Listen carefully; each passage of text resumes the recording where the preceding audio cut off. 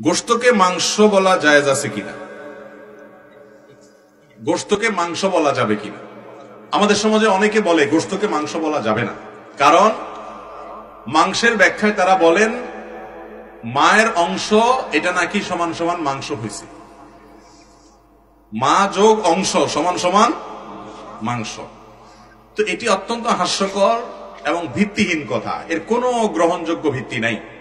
বরং এটি সংস্কৃত শব্দ যথাসম্ভব, আমি যদি ভুল না বলে থাকি, এবং মাংস যেটা এটা লিখতে ময়াকার, অনুসুকার আর শেষে তালিব্যসনা দন্তস, আর অংশ লিখতে তালিব্যসনা দন্তস হয়, অংশতে তালিব্যস হয় আর মাংসতে দন্তস হয়। যদি মা যোগ অংশ সমান সমান মাংস হতো তাহলে তো এই মাংয়ের পরে কি থাকতো? তালিব্যস থাকতো, অথচ মাংসতে কি আসে না? তালিব্যস।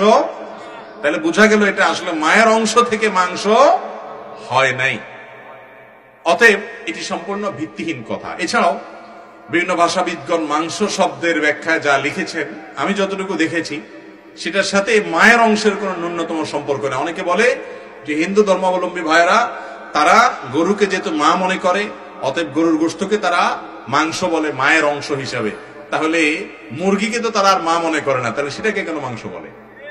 ছাগলকে তো আর মাংস বলে না, মায়ের অংশ মনে করে না, তাহলে সেটা কেন মাংস বলে? বোঝা গেল যে গোশতকে মাংস বলতে কোনো অসুবিধা নাই। মাংস এটা আমাদের সচরাচর প্রচলিত শব্দ।